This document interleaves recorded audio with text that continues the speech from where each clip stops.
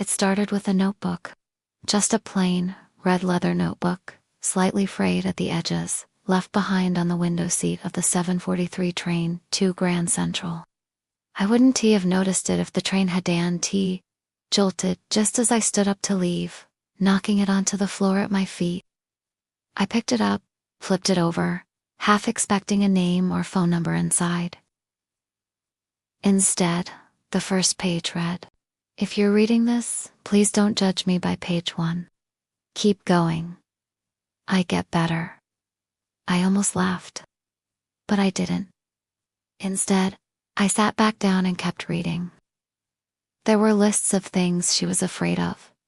Driving in the rain, never being chosen, that her cat secretly hates her. And then there were things she wanted. To publish one story. To visit Prague. In the fall. To fall in love without trying too hard. It wasn't a diary. It wasn't a novel. It was somewhere in between.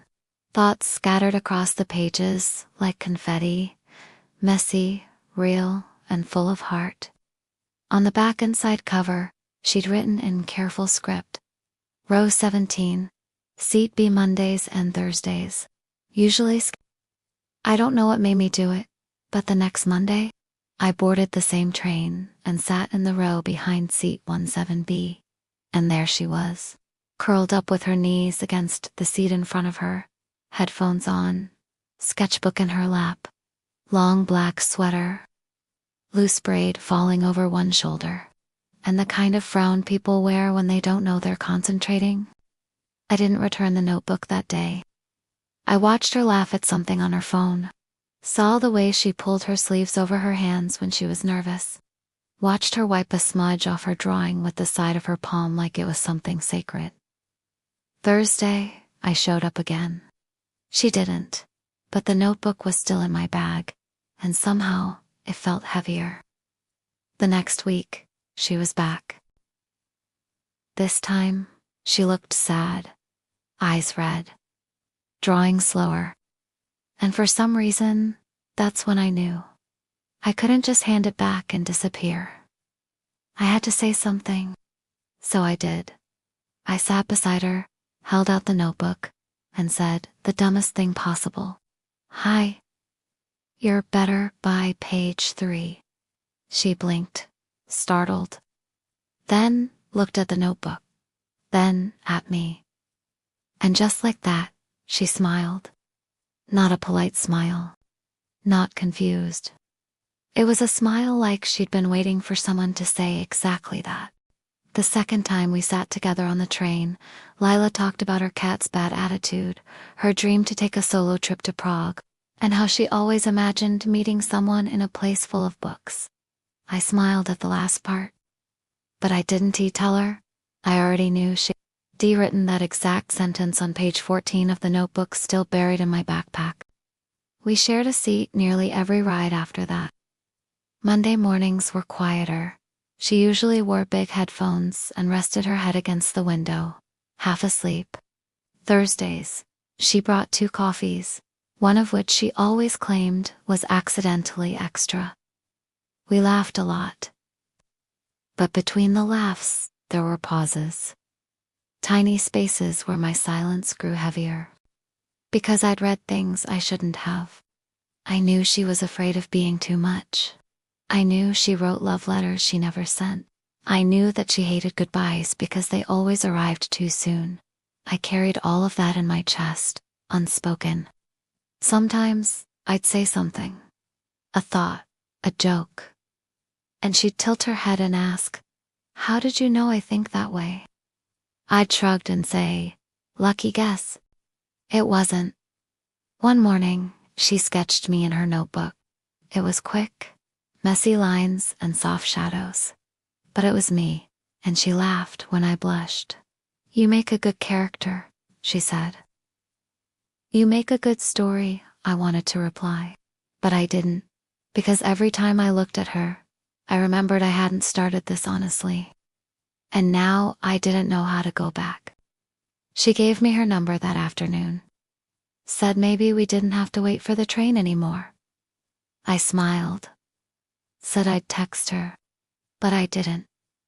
Instead, I sat in my apartment that night, notebook in my lap, reading page after page again.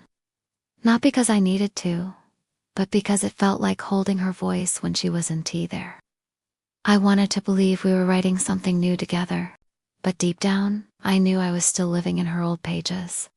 And the longer I stayed silent, the harder it would be to say the one thing that mattered.